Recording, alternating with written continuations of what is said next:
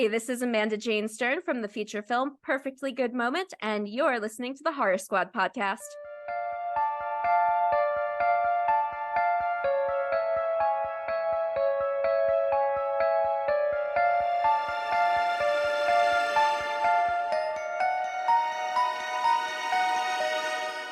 Hello, everyone, and welcome back to the Horror Squad podcast. This is episode number 306, where tonight we are going to be talking about American Psycho. I am here, of course, as always, with Todd and Steve. And welcome back to the show, Missy. Steve, we have an interview tonight as well. We do have an interview tonight. I sat down and talked to Amanda Jane Stern. She is the writer and star of a movie that is currently being toured in festivals called Perfectly Good Moment. It's not like super horror, but it's kind of like a Black Mirror episode. You know, it kind of toes the line between horror, sci-fi, and thriller. But absolutely wonderful discussion. Amanda is just a fantastic person to speak to, and definitely a horror fan, and a horror fan that likes really old school stuff, you know, more like the black and white Universal Monsters type stuff. So had a great discussion. Definitely stay to the end to check that out. And whenever you can watch it, Perfectly Good Moment is definitely worth checking out. So, yeah. Excellent. Gentlemen and ladies, how was everyone's week? How was the Americans' Thanksgiving? Steve, how was your Thursday? Yeah, Thursday was Thursday. Yeah, I'm really busy right now, so nothing special on my end. But I am very curious about all your Thanksgivings, and I don't want any skimming of the food details. So how about we go with Missy? Missy, how's your Thanksgiving? It was actually quieter than it usually is. It was just me and my parents. The kids were at their dad's, and it was nice and quiet. They came home later, just traditional turkey, stuffing, potatoes, you know, the pie, and the Canadian French meat stuffing, meat pie. What kind of pie are we talking? Let's not skip the pie details, please. Chocolate cream, pumpkin, and custard. Yes. Nice. Yeah. That's it. So that was it. I'm still eating leftovers. I heard on the radio today is the last day you should be eating leftovers, and it goes bad or some shit like that. So don't listen. Yeah, my Thanksgiving, similar to Missy's. We don't do turkey, though. We're not a turkey family. We do chicken. So we got 2 chickens from Costco. I mean, $5 can't go wrong. Mashed potatoes, sweet potatoes, stuffing, which is probably my favorite. Corn, green beans, and then like brown sugar carrot, which is excellent. So yeah, it was a nice quiet time and hung out. I read a lot, so that was nice. So yeah, happy Thanksgiving to all our American listeners. Yes. Yeah, mine was great. Went over to my sister's house. Whole family was there. Yeah, traditional Thanksgiving, turkey, all the fixings, you know, all the good stuff. Instead of brown sugar carrot, though, they do the yams with the marshmallows on top, which is quite delicious. Yeah, and then the pies, of course, apple, banana cream, pumpkin, all the goodies. Nothing really. Oh, well, we do us being I'm half Italian, so the Italian side of us does do pasta and meatballs and whatnot as well, like as a secondary dish to the turkey and all that as well. So that's always delicious. I just imagine you guys like screaming at each other, Joey, get more spaghetti. You need to eat more. Yeah, usually screaming, but usually it's like, you know, family drama screaming at the end of the night once everyone's drinking. But what anyone get? I slacked this year. No like Black Friday or Cyber Monday horror deals. Anyone? I got anything interesting? A whole whopping 0 items, man, which is like the first time in years. I don't know. I just didn't care. Same. Yeah. Yeah, Steve me neither. too? I didn't buy anything. Look at us. I added a bunch of stuff to my Christmas list because people have been asking, and you know, I saw stuff, but that I didn't actually purchase anything this year. So I mean, I don't find the deals were that good, to be honest. Like they're not, they weren't like above and beyond deals that you get all year round, you know, like when things just happen to go on sale. So I don't know, maybe it's the economy. I have no idea why they don't look good, or maybe stores are just getting wise to it and slapping Black Friday on it. You're just smarter now. Yeah, maybe that too, right? It's like you know pricing more, so. Mm-hmm. Yeah. No, I agree. Like it's not as exciting anymore. Like I feel like the deals aren't as great and whatnot, like Steve said. So yeah, I don't know. I've also slowed down considerably on collecting my stuff. I mean, I still have 2 band boxes I haven't even opened, so I'm excited though, Steve. I'll get to them eventually, everyone. I know I did Yeah. promise videos.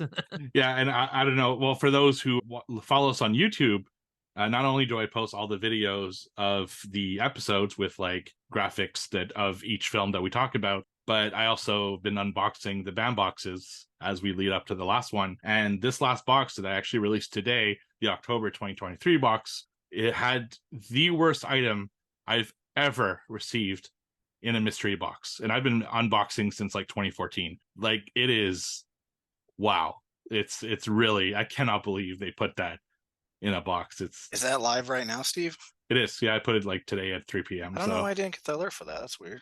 I'm gonna check it out. It's worth watching just to see that item. Now, I will say the rest of the box, very solid.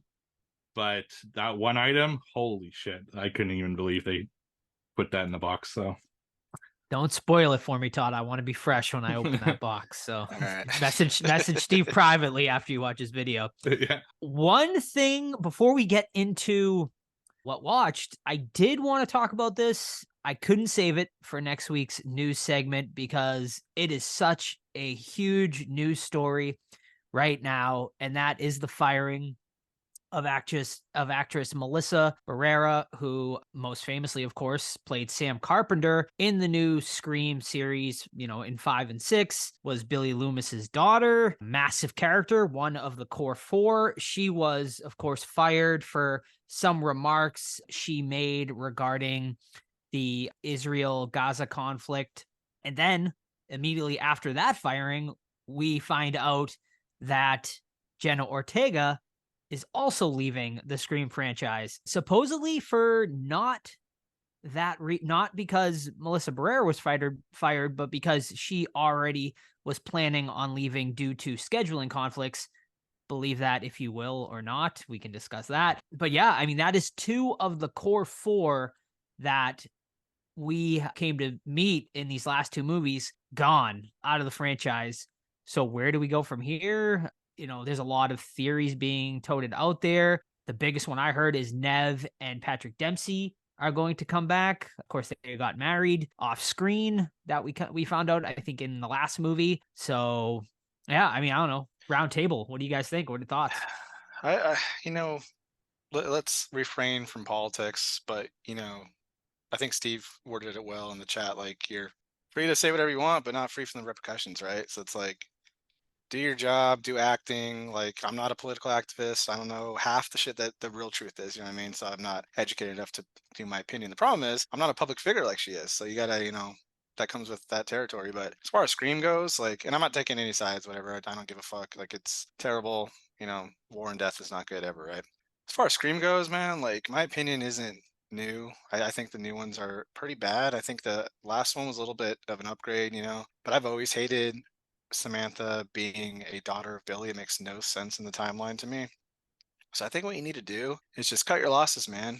Wait a few years, hard reboot, bring back Dewey, bring back all the original cast, send them off correctly, and then just do away with this. Because I know people like Jenna Ortega, and I don't think she's needed for the series either, because she's a good actress and she's pretty and all that stuff. But is she like a groundbreaking Scream heroine? In my opinion, no. That belongs to Sydney and Gail, right? So those are my opinions. I think you hard reset, just fucking move on, because the last ones are just not good.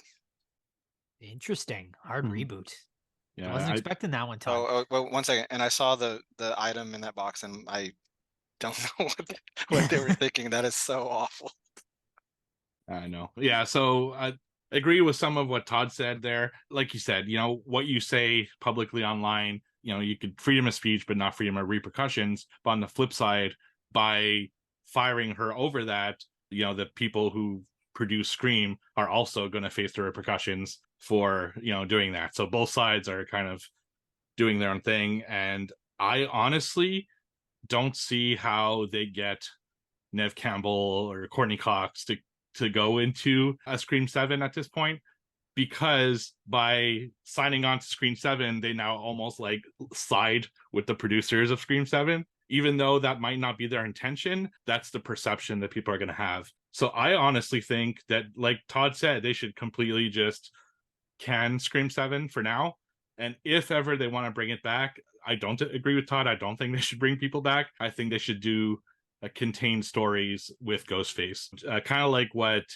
not exactly like that, but like Prey, where they took the Predator franchise and did something fresh with it. Obviously, I'm not saying they should go back in time and do Ghostface, but maybe like somewhere in Europe, they're they saw Ghostface, the rumors of it, and it's becoming like a popular myth, and then someone decides that he wants to start killing as Ghostface, and you could have contained stories of that character in that world. It's just without the original cast. So once again, you need to be in the writer's room, because I love that idea. And the two things that I loved about the last one were, I mean, besides the subway scene, that doesn't really count, but Richie's family, or whatever they're called, the museum that they had, I thought that was so damn cool. Yeah. And I can easily see, like Steve mentioned, like a copycat, or even like you said, it'd be cool too, like if it's down the line and they're like, hey, remember the Woodsboro murders and stuff like that, and then someone takes up the mantle. I think that's a really neat idea, and a really like easy pull off the band and start new. That's a really good idea, Steve. Yeah, I agree. I think at this point, there's been so many instances of these figures, celebrities getting fired over things that they post on social media. I don't understand why they don't realize that they need to keep their opinions off of social media.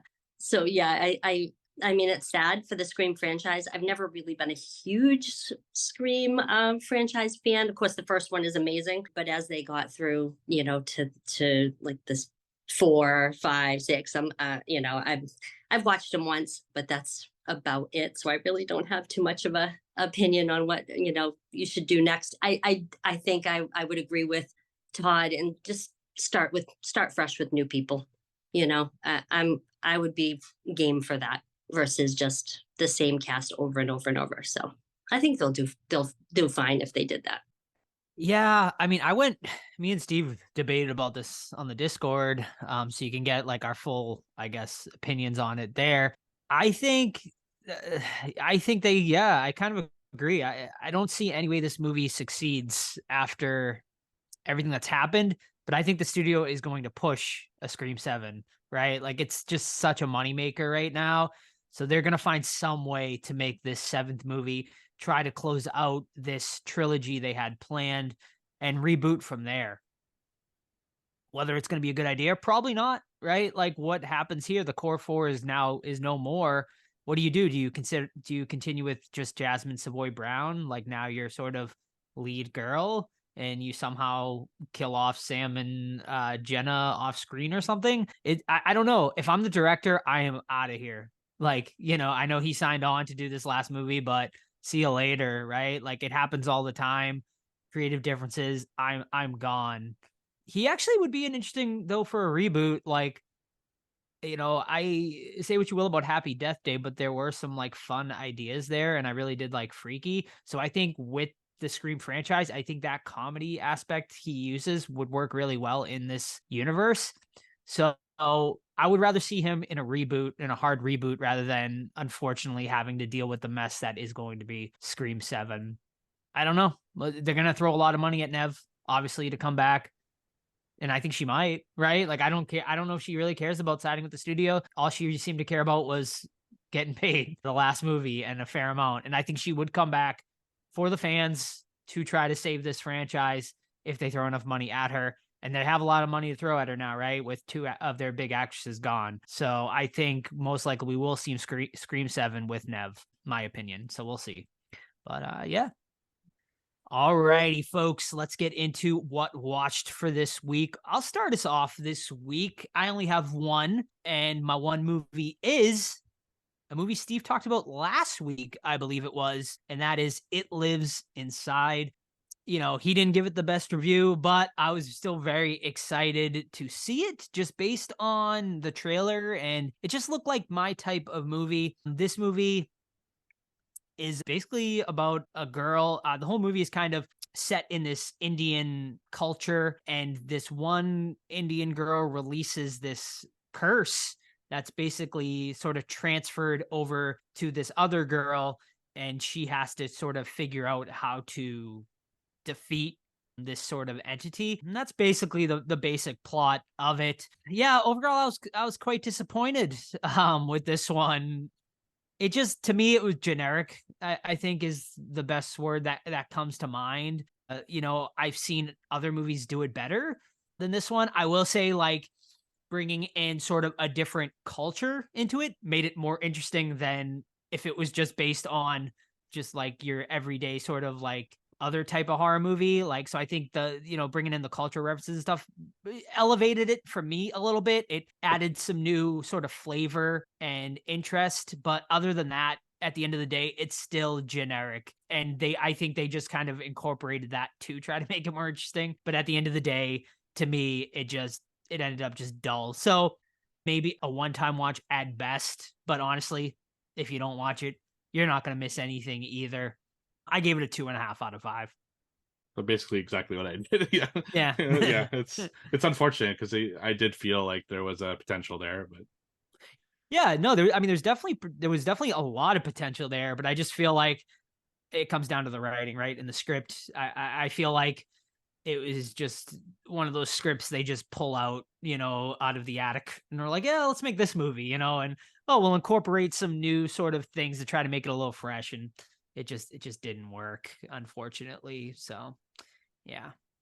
All right, I have two tonight, so I'll start with the book, which you'll hear about shortly with our American Psycho coverage. But yeah, I read the novel American Psycho by Bret Easton Ellis, and yeah, I don't want to go too much into it because we're going to talk about it a little bit later in the review, but I absolutely loved it. It's a 5 out of 5 in my opinion. It went into my top 10 of horror books of all time. The character Patrick Bateman is so layered in this, and we'll talk about it with the movie, but my gosh, there's so much going on in this. I do understand though that people can have issues with it. Like, he spends a lot of time talking about every character that comes into a room. He goes from head to toe what they're wearing just so he can compare to himself, like, oh, I have better shoes on, or I have more expensive slacks, or whatever it is. He goes into in depth about food too, how much everything costs, because he wants us to know that he's so fucking powerful. I can afford this $600 meal, and oh, that's cheaper than I thought. Blah blah blah. Graphic sex, even when it's not violent, even when it's just normal sex, extremely graphic. And then the kills. I was, it takes a lot to disturb me now, and these kills were disturbing. He's torturing animals, which it sucks, but he doesn't just murder people; he tortures them too, and his goal is to inflict as much pain as possible because he likes seeing it and he likes telling them what he's going to do. And there's no mercy. He's nailing fingers to boards. He's sexually mutilating people. He's using animals to kill women, things like that. It's just fucking awful and it's gross. But gosh damn, the layers in this movie or in this book are excellent. So it's American Psycho, 5 out of 5 by Bret Easton Ellis.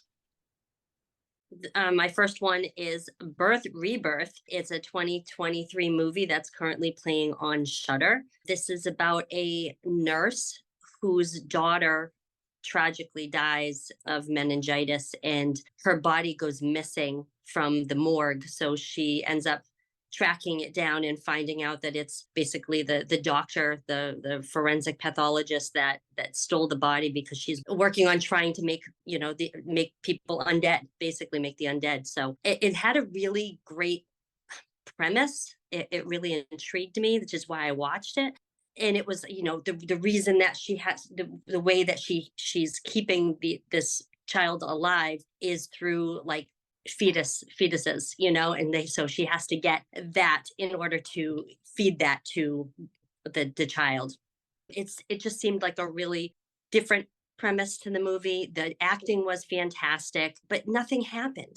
It ended up just falling flat. Like nothing ever happened. Like the daughter woke up, she spoke, she didn't really do anything. There was nothing scary in this movie. So I just felt like they could have done so much with it. I just thought it was a different take on this type of genre. And like I said, nothing ever happened. So I just felt like it was a wasted 2 hours for me, basically. The only thing that saved it a little bit was the acting. Said the acting was very good throughout the whole movie.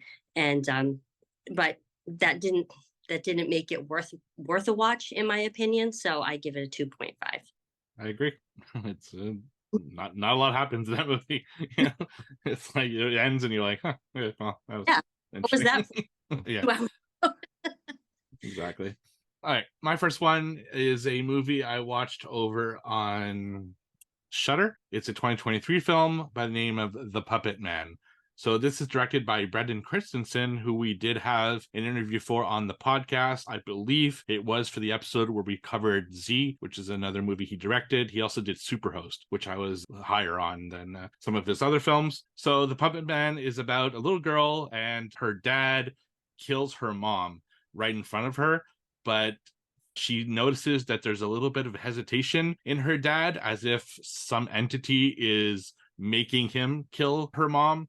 So that's what happens, but he does end up killing her. Story takes place like 20 years later. He's now on death row. He's about to be executed, and she's trying to coming to terms with the fact that this happened. But some weird stuff starts happening around her, where she seems to get possessed herself and is able to control people to get them killed. So force either suicide on them or other means of kind of control where it's getting people killed. So she starts to think like, wait a minute, if I'm going through this, was my dad also possessed and he was actually innocent of murdering his mom? So that's kind of what the movie's about, is her trying to figure out, did her dad actually kill her mom? What's his involvement in this whole thing? And how she can stop herself from killing all of her friends and all the people around her as this entity starts taking over her life. Really cool premise. I really thought there could be a lot done with this story. I was especially kind of looking forward to seeing her kind of reconciling with her dad and them trying to figure out kind of what's going on before he gets executed. But the movie goes in a really weird way. The dad's involvement is not at all what I expected. It's kind of odd and doesn't really play out that well. And although some of the kills are pretty brutal, there weren't enough of them, and a lot of them were kind of off screen. So it was a little disappointing. Overall, it's like, maybe watch it, but it's not one I would go out of my way to recommend or anything. Definitely not one I think I'd watch again. I think Brendan Christensen did better work with Z, Stillbirth, and Superhost. So this is not one of his better films. So that's The Puppet Man over on Shudder. I gave it 2.5 stars out of 5. Alrighty, my last one is a 2019 film that I've been waiting to watch for a while. It dropped on Hulu, which I was excited for, and that's Swallow. Basically, it's about a young housewife named Hunter who is with kind of like a Patrick Bateman type, right? His family are all rich and fucking, like, his dad owns the company, and they're like congratulating his son, like, oh, he's the youngest director of operations. I wonder fucking why, dad. But like, no one pays Hunter any mind, right? She tries to speak up that she wants more attention, ignored. They're at dinner. The dad asks her a question. He gets bored with her answer and just cuts her off and goes to something else. So she has no outlet, no friends. She's from like a more poor upbringing. So she kind of, quote unquote, won with this trophy husband. And the mom lets her know that, like, oh, you really came up, getting with my son, blah, blah, blah. Where'd you work at? Oh, you worked in retail? Oh, that's laughable. Things like that. So she gets this condition, which I forget what the technical term is, but where she just has this urge to swallow foreign objects, marbles, tacks, all the way up to nails that she has to have surgery to get removed. Instead of getting her help, they get her mental help, but it's bullshit. Like the shrink is working directly for the family. They tell her all of the secrets that she tells her, so it's not really real help, right? So I feel bad for Hunter. Like, she's constantly controlled. She has a dark past when she was younger and the way she was conceived, things like that. So she has everything against her and she has no help at home. So that's Swallow. I gave it a 4 out of 5 because I really liked the acting. I really liked where it went, and it was sad, and it was supported by this girl. What is her name? Haley Bennett's performance as Hunter. So over on Hulu. All right. I watched a movie over on Prime from 2020 called Unhinged with Russell Crowe. This was a great movie. It is real life horror in my opinion. This was very scary because I feel like this is what happens out every single day. There's definitely this going on. I mean, Russell Crowe plays this crazy guy that's in traffic.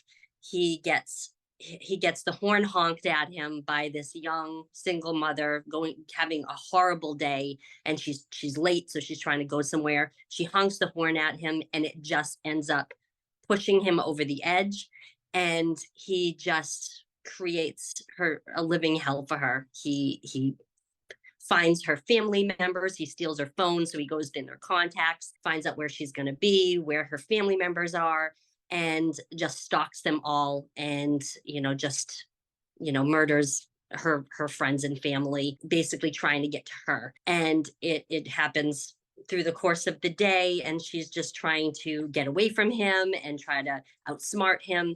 And he had a great performance in this. I hadn't seen him in a while before this movie. He kind of dropped out of sight for a while, but he delivered a fantastic performance. He was so frightening, and it really makes me think twice that in traffic. I will not honk a horn at anybody ever again in my life after watching this movie. And it was very entertaining. It was action packed, and I definitely think it's worth your time to watch. So I give it 4 out of 5. Nice. My last one this week is another 2023 film. I watched this one on Paramount Plus. It's a movie called Unseen.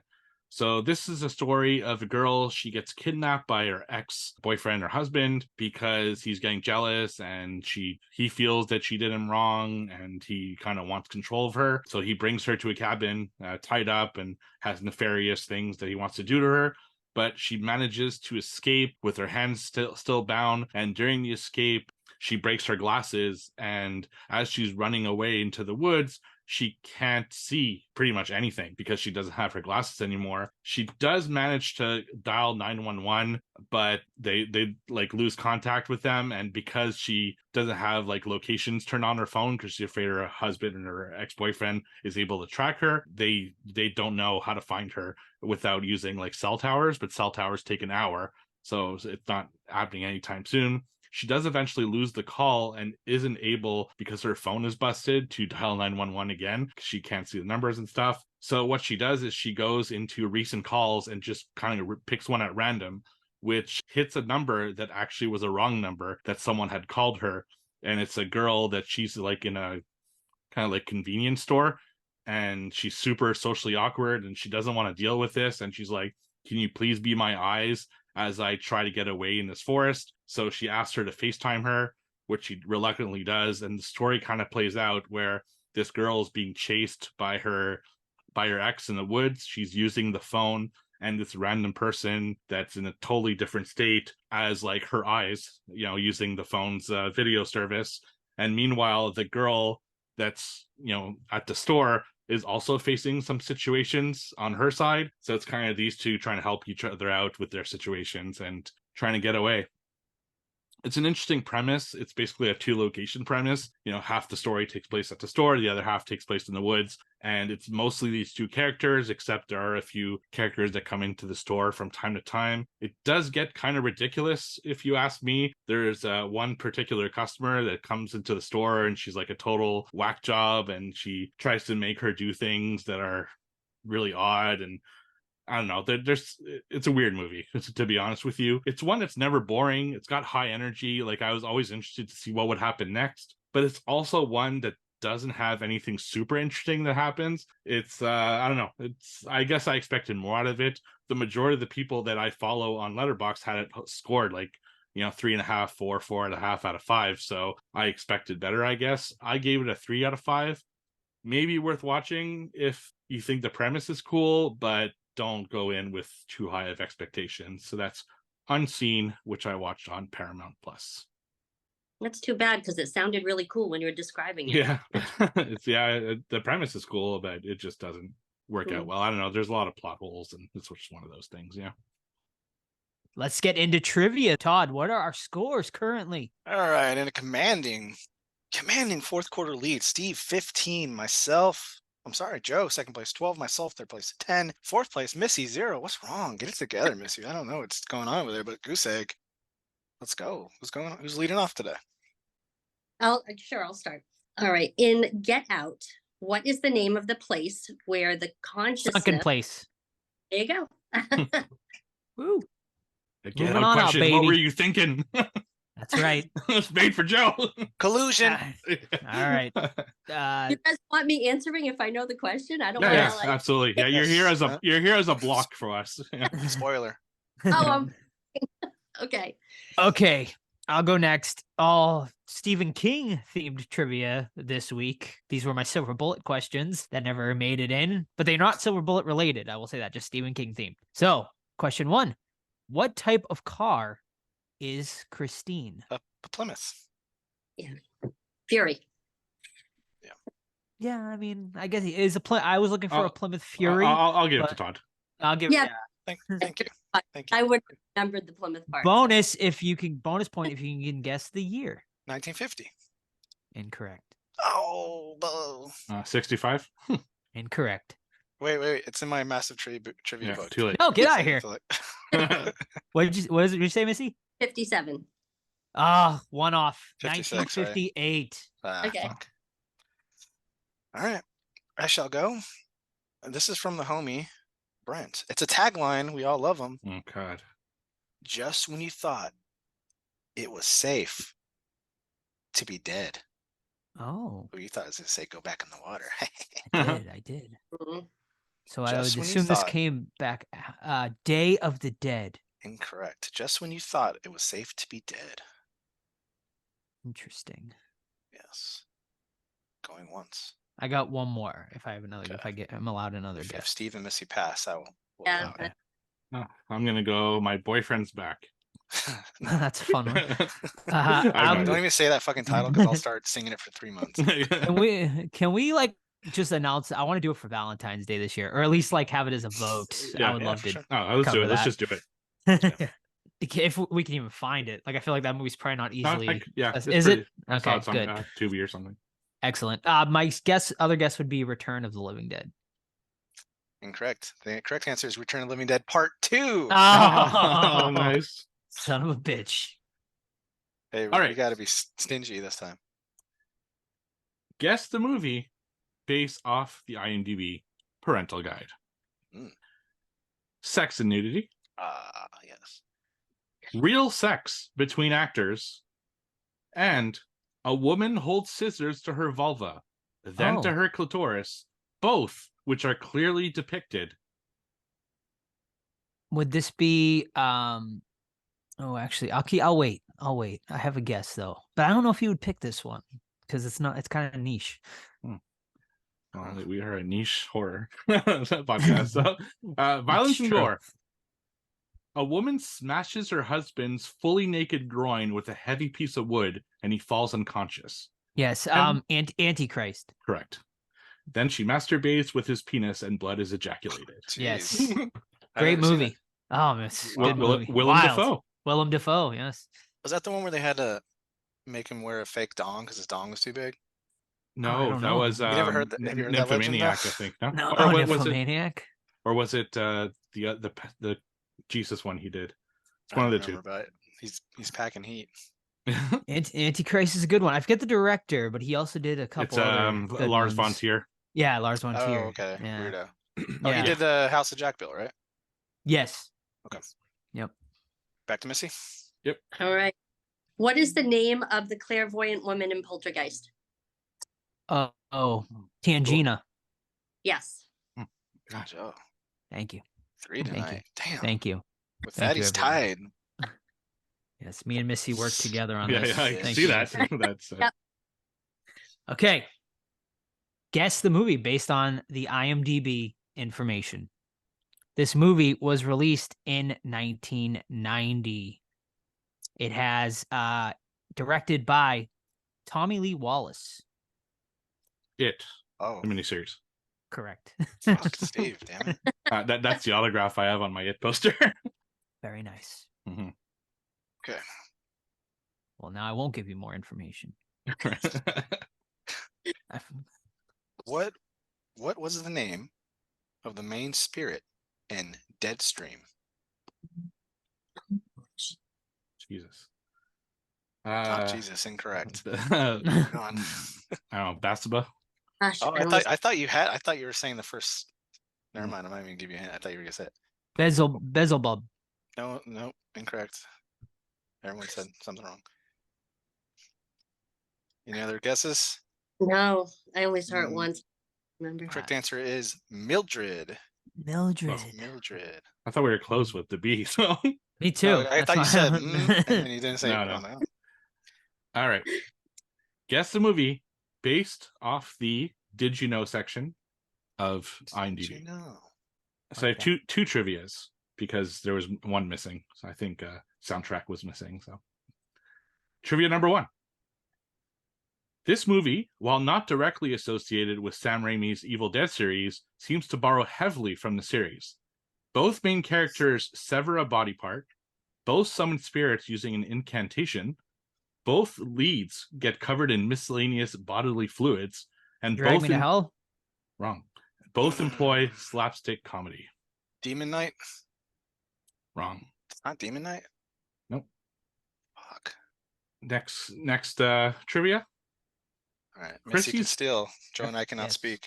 Chrissy's button on her jean jacket says dead inside, hinting at her being a supernatural entity. Chrissy was her name? Chrissy. Quotes. Let's demonetize this bitch. And finally, goofs.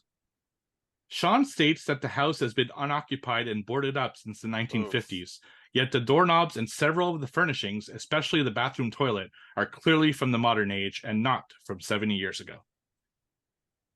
I got one in the chamber. Do you have one, Missy, before they go again? No, no, not at all. Go ahead. ahead. Hell House LLC? Good guess, but no.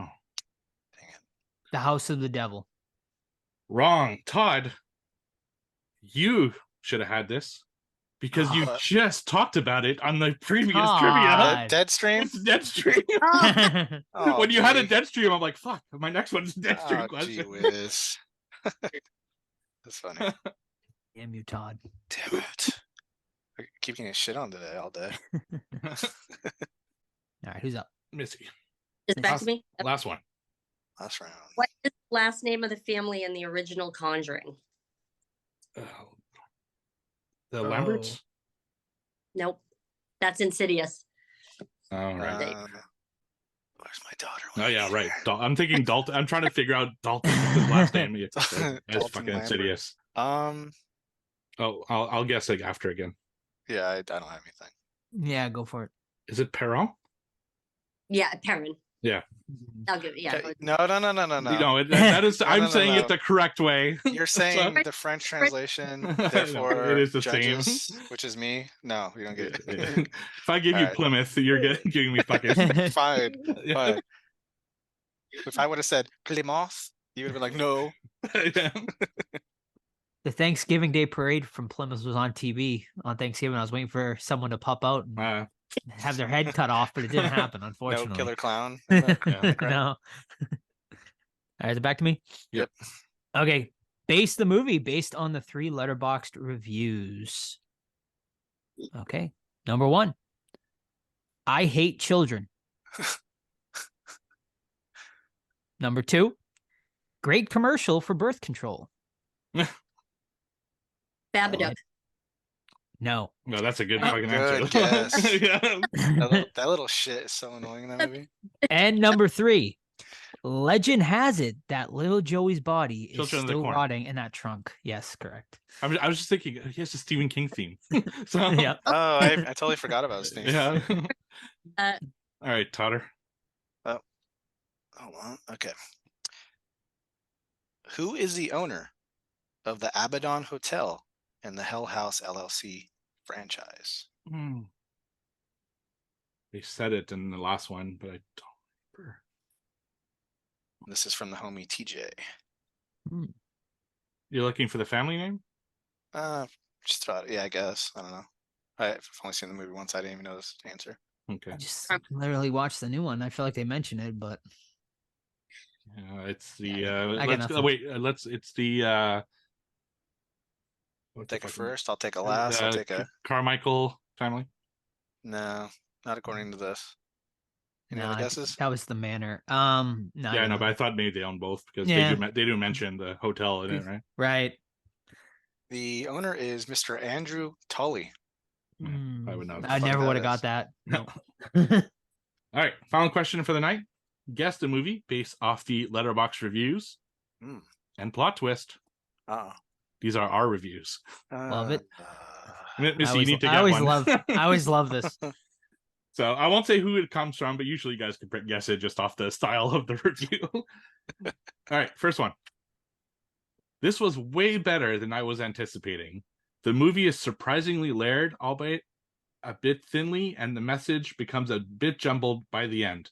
But it helped to keep the story interesting and not just a jump scare fest with no substance. The jump scares also were effective for the most part here, and I definitely jumped twice, which is a rarity, as most I see a mile coming away. That's a Joe. I definitely That's can mine. see this becoming a franchise, and I'd be down to see more because they can do some pretty cool stuff with this idea. Smile. Correct. Yeah. Why didn't I say it? My else is smile. Damn, fucking Joe and Steve unstoppable. Woo. That's it. That's it. That's it. All right, Joe and Steve with the big night. Joe 4, Steve 3, myself 1, which brings us to Steve in the lead now with 18, Joe 16, myself 11. Oh, the mighty have fallen. I'm like Tom Brady. I should have retired. Right? Sorry, All right. Todd. It's okay. All right. Let's get into it. Let's do our main event of the evening. 2000s American Psycho, directed by Mary Harron, starring Christian Bale, Josh Lucas, Chloe Sevigny, Savini. Savine, Reese Witherspoon, and of course, cult leader Jared Leto.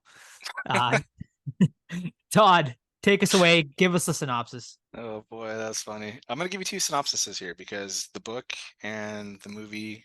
Joe and I both read the book. Joe a little bit longer ago. Hopefully he remembers. But from the book, Patrick Bateman is a 26 and works on Wall Street. He is handsome, sophisticated, charming, and intelligent. He is also a psychopath. American Psycho is a bleak, bitter, black comedy about a world we all recognize but do not wish to face, and takes us on a head-on collision with America's greatest dream and its worst nightmare. From writer Bret Easton Ellis. Now for the movie.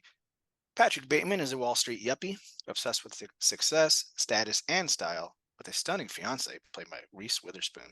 He is also a psychotic killer who rapes, murders, and dismembers both strangers and acquaintances, or does he, without provocation or purpose, based on the novel. So we'll skip it there.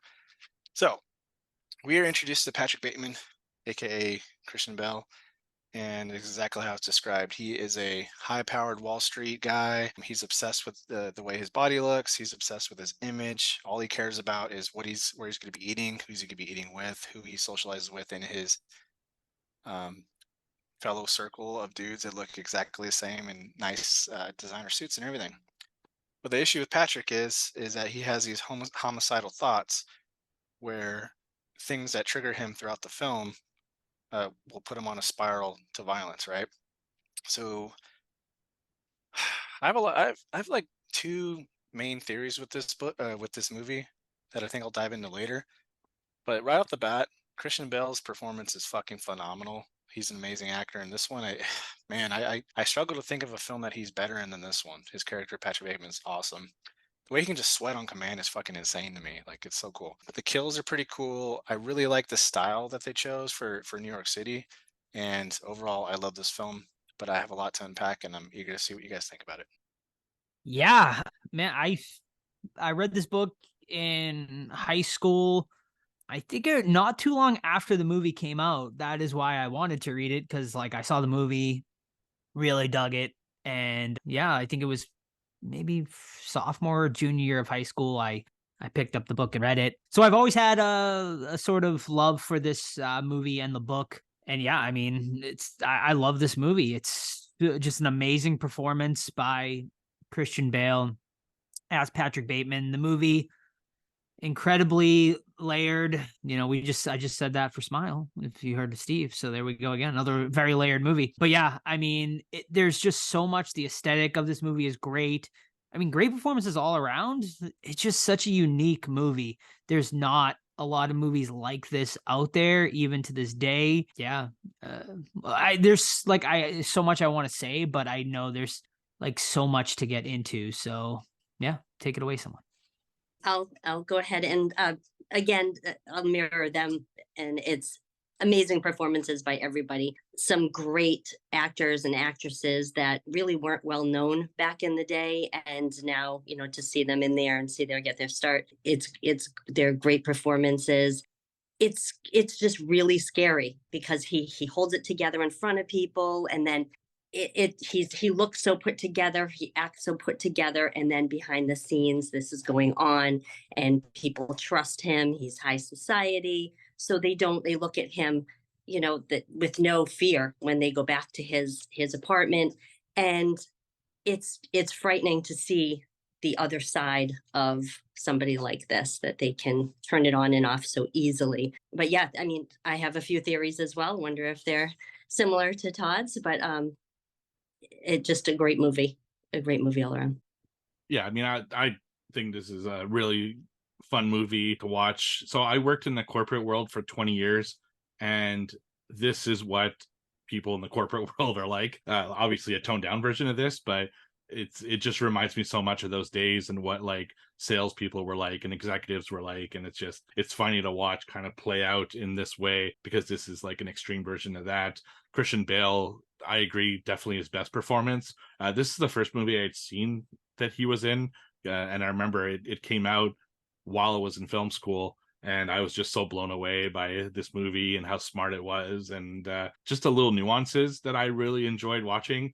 I remember my teacher, we watched it in class, and we had like a movie discussion on it, and he was pointing out some of the nuances and the little things in the movie that just is what makes this so brilliant. I do have a feeling, just based off what I know, that I'm probably going to be the lowest on it though. Now, I still think it's a really good movie, but I feel that they play their best cards in the first half, and I have a little bit more trouble in the second half. There are some good things in the second half, so it's not like all bad or anything, but I feel like my favorite parts are all within the first 45 minutes, and I'll definitely discuss, kind of the where it switches over for me and stuff like that. So, yeah. So how about we get into some specifics of this movie? Yeah, I mean, for me, it's like there's just so many, like, even watching it this time, there's just so many like memorable and iconic scenes to me that like I still remember to this day, but none far more iconic, of course, than the raincoat Jared Paul Allen kill. I mean, people cosplay it to this day at horror cons. You see people with the axe and the raincoat and whatnot. I mean, it's just done so perfectly. Like, it's so dark. I mean, this movie is a dark comedy in a lot of ways. Like, there's just so many scenes that you laugh at because of how fucked up he truly is. And I mean, this scene really displays it perfectly. Just him, talking about Huey Lewis in the news so intellectually, like, and just kind of going over everything. And then he fucking moonwalks out of the room and just like kind of dancing around like an idiot, and then just fucking snaps 2 seconds later and just brutally butchers Paul Allen. It's just, man, it's such a great scene. Yeah, there's a ton of scenes like that, and I guess we'll save "Is it real or not" towards the end of the coverage of this. But I think Missy mentioned that it's very frightening to see how Christian, aka Patrick, can turn it on and off, because there's some subtle shit that you'll miss if you're not paying attention. For example, when he's exiting the dry cleaners, like he's smiling, and then just a split second he drops it and he's back to his true self, which is just a blank person, which he describes, in the book, in the movie. One thing that I thought was really cool though, and the thing that for Patrick is he just desperately wants to fit in, right? He tells his girlfriend Evelyn that he just wants to fit in. In the book, his dad's a CEO of some company, he owns it or something, but he wants to work just because he wants to be like, yeah, I have a job too. Like, I'm one of you guys, you know what I mean? I'm not like a spoiled rich boy, blah, blah, blah. So he wants to fit in so like drastically that when he's at dinner, or no, sorry, when he's at lunch with William Dafoe's character, William Dafoe puts salt on his steak or on his food. And if you watch Patrick, he does it too, but he never takes his eyes off William Dafoe, and he pours a fucking shit ton of amount on there and then drops it just to fit in, because he thinks, like, mirroring this man in front of me, I have to do exactly what he does, which is the entire film. He regurgitates everything. He reads Time Magazine, New York Times, whatever it is, watches daily talk shows, and everything he has or everything he communicates is just stuff regurgitated to him that he spawns off in the world just to seem like he's smart and fitting in. He's like, yeah, I'm upper class too. I belong here. Especially when he's talking to like the artist crew. He just spouts. Everyone knows this person too, where they'll just spout like hot topic items or hot topic words, especially in like interviews. Like, we have to promote synergy. Like, what the fuck does that mean? Like, but like he is promoting everything that he hears, and it's a brilliant script, and I fucking love it. I think he has to it's like he's not normal, so he has to watch everybody else in order to put that persona on, right? It's almost kind of reminds me of a Dexter situation where he's so crazy that he has to learn what everybody else does around him. It's almost like a robot just to make himself fit in. Yeah, well, one scene that sticks out to me, and it's such a minor scene in a way, but it's also a really major scene for the movie, is the whole business card scene, right? It's like when they each pull out their business cards, I mean, they might as well be pulling out their dicks and with a measuring stick, and it's such a great scene, and the way that they describe their cards and how they're trying to one up each other, and the absolute like just jealousy and envy when they pull out Paul Allen's card and it's got the watermark, and it's such a brilliant scene. It's weird because like on paper, I don't know if that would work, but in the movie and with his performance, it works so well. But just how uncomfortable he looks with the fact that Paul Allen has a better fucking business card than he does. It's just one of the scenes that really illustrates kind of what this whole movie is about. It's about excess and trying to be the best, out of a group of people who all want to be the best and wanting to fit in with, these yuppies. And it's just, it's brilliant in a lot of ways. Yeah, that's my personal favorite scene. And I love when Lewis is, Patrick, you're sweating. And then right before that, he mentions how nice the suit is, and he goes to touch it. He's like, your compliment was sufficient. I love that part. But it eats Patrick alive because he's a big pretender. He has all this success, yet someone is slightly more successful than him. He can get into Dorsia, which is a hot restaurant that everyone's obsessed with, but Paul Allen can get in. His apartment is nicer. The hookers he brings over say how Paul Allen's apartment is nicer. He's like, it's not that nice. Like his clothes, he mentions the haircut. Like Paul Allen is just better than him in Patrick's eyes. But in our eyes, the audience is like, all these motherfuckers are the same. Like, I don't know, like from a female perspective or even a male perspective that wants to date these kind of people, like, would you be into that kind of guy? Like, No. unless you're into money, So it's like, hey, at least you guys can get like mani pedis together for sure. Right. Yeah, I know. but it, Prettier than me, so no, I'm good. but yeah, it just eats him alive that someone is more successful in his eyes than him. Even though when you look at the cards, everyone's a fucking vice president of something. So it's like, I don't know. It's just hilarious because the whole movie is basically him competing with Paul Allen. Paul Allen doesn't even know it. Right. I think we should just get into our theories because I think that lends the most interesting thing, like in other scenes of this movie, of what's real, what's not. Because, of course, we get to the ending, we find out Paul Allen, he is alive. Like, he didn't really kill Paul Allen. Or are people mistaking, like, how everyone kind of calls someone else that other person? Are people just mistaken again when he says he saw Paul Allen at the end? Is he really just seeing someone else in the in the office that he thought was Paul Allen? Right. So that is a theory that has strewn about. But I mean, my theory, I'll start us off. My theory is basically none of this was real. This was all in Patrick Bateman's head. And I think there are several things that point to it. The biggest being what his secretary finds at his desk at the very end, essentially mapping out everything he did throughout the movie, but sketched out, which makes me think it was just all in his head. And these were his fantasies that he wanted to live out, but never did. Now, I do think some things in the movie were real, and we can get into what I think was real and what I didn't think was real, and everyone else can as well. But my immediate reaction, the first time I saw this movie and on repeated watches, is that it was all a fantasy. All right. I have a different theory. My theory is that it did happen. And the attorney that he called and gave his confession to was basically doing his job.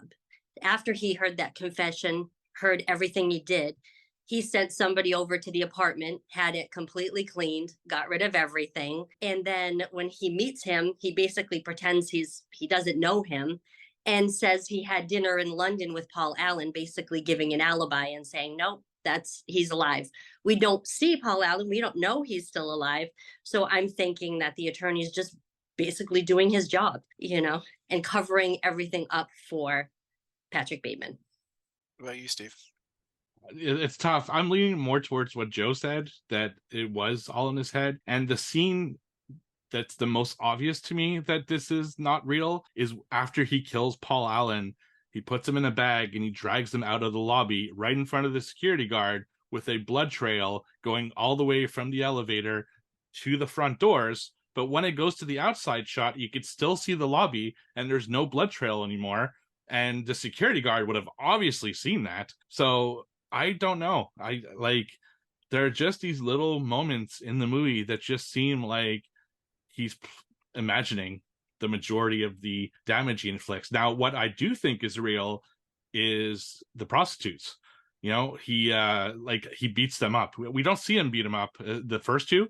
We just see when they're leaving the apartment, they're beat up, because that is the one situation he can control. These people probably won't rat on him. He doesn't have the killing instinct. He's just an abusive asshole, essentially. So that's why they're allowed to leave.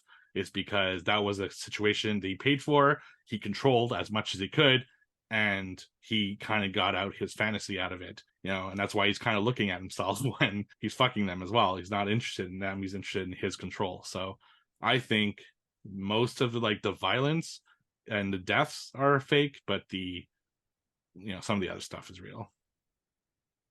Yeah, I think there's two main points of evidence and then one character motivation that points to this all being in his head, most of it. I agree that I think the hooker stuff is all real. That's him kind of breaking the ice, so to speak, into more violent nature stuff, but he's not there yet. And the evidence is what Joe already mentioned. Blood just disappears, and usually, well, I gotta say too, Patrick is a unreliable narrator, right? So we can't take what he does and says, even though we see it at face value. It goes for the book as well as the movie as well. He's not trustworthy. So the evidence is what Joe said, and then Paul Allen's apartment just being spotless. You can't explain it away. I get Missy's, and I can see that point of view too, and I can understand why people would think that he did all these murders, and I can go with it. But personally, I think it's all in his head, mostly because of his motivation, right? His whole goal is to fit in, like we discussed, right? So he is just an empty person. He does not belong in his position. He's a daddy's boy, grew up with money, silver spoon up his ass, all that shit, right? But he wants to prove himself so bad that he partakes in this materialistic stuff. The only time he can feel like he's alive or himself is murderous tendencies, because no one else does that, or normal people don't do that, right? That's why he worships Ted Bundy and talks about what he's Ed Gein and shit like that. So everything is in his mind, because that's the only way he can escape to be real. And there's no way he would put all this work into his image, whether it's fake or not, the fake persona, if he was going to damage it by being a straight up serial killer. So that's why I think it's all make believe. Yeah, I agree. I mean, I think he has those tendencies, and everything we see is in his mind. Besides, I 100% agree with the hooker scene. That is him acting out those fantasies safely.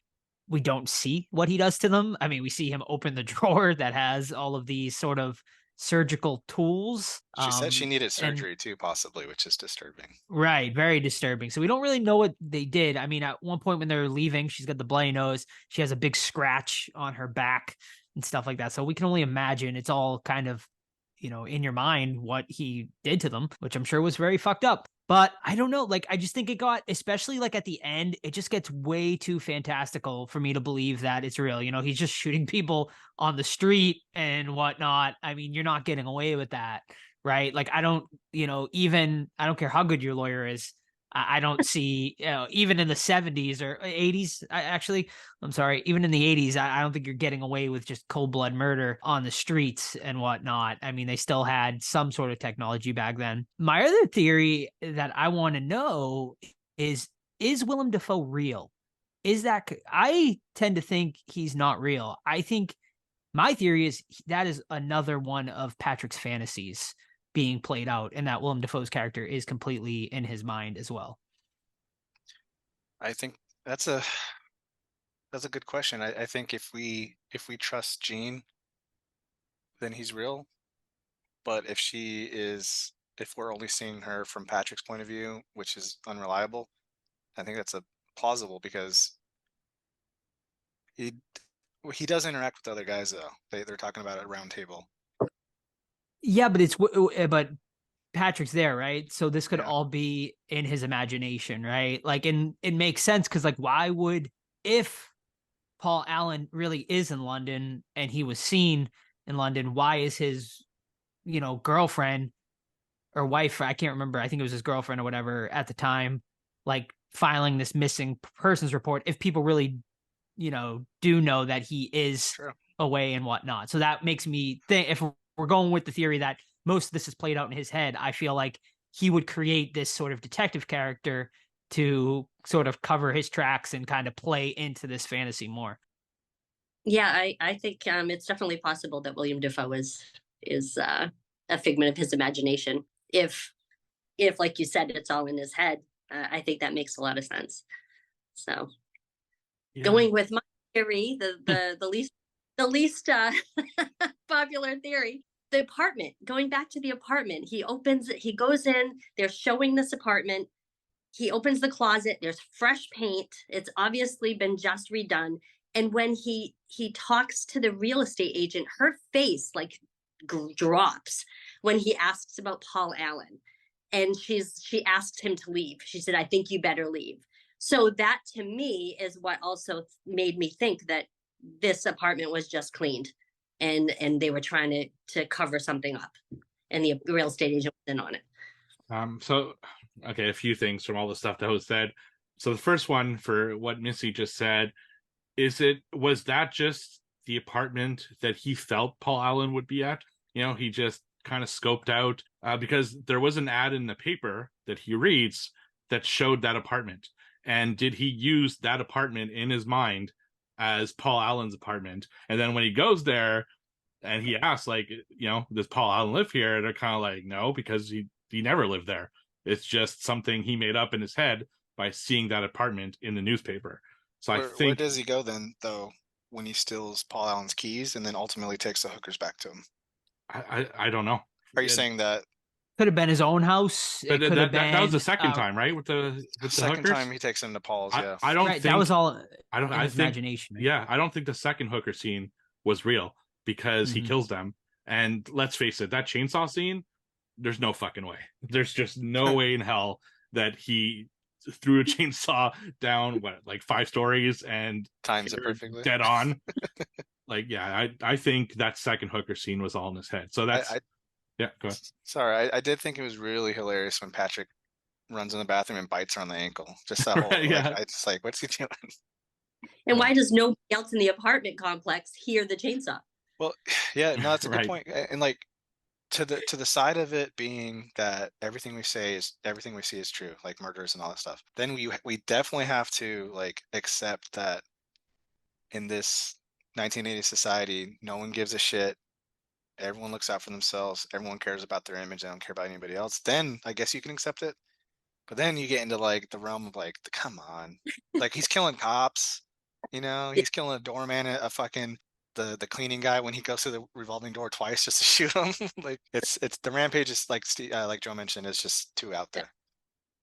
Yeah, I think the extent of the deaths in this film are, and I fucking hated this, by the way, are animals.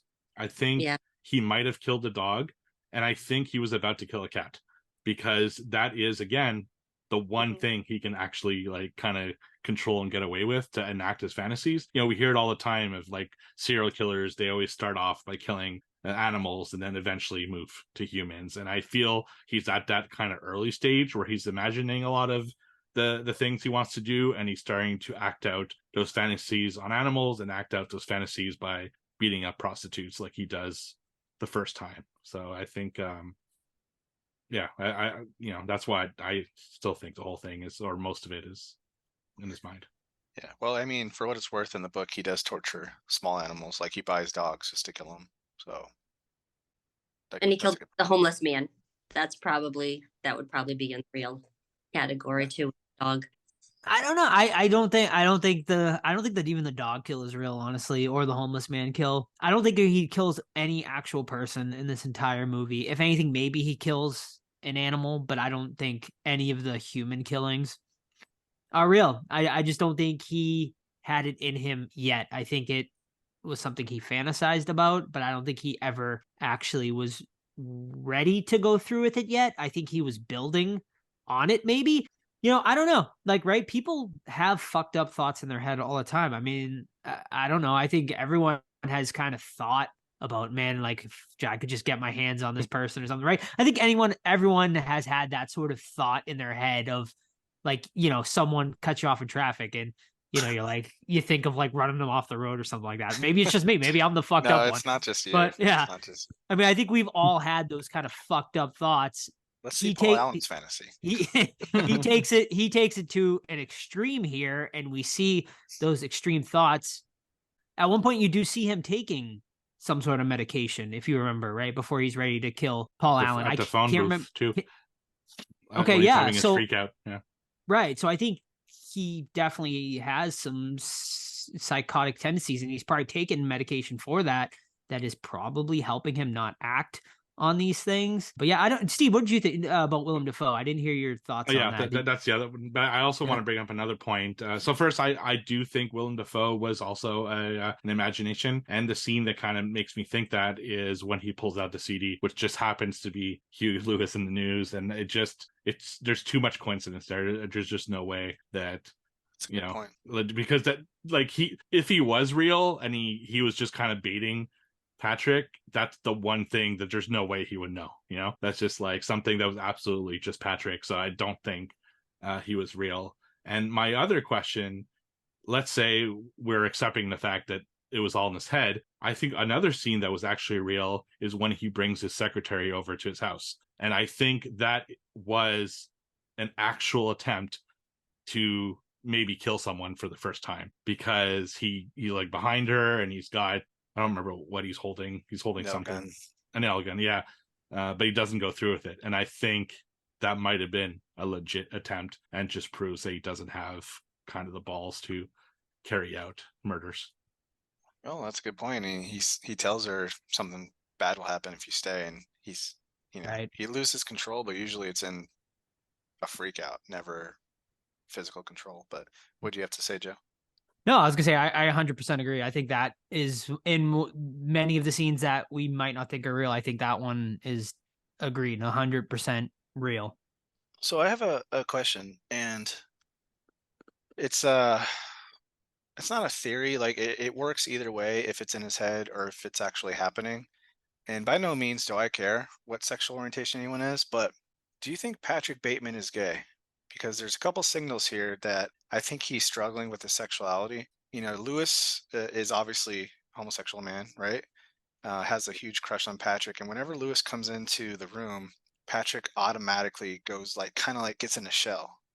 Like either it's because he has closet homosexual feelings, or he is so heterosexual that it sickens him to see a gay man, right?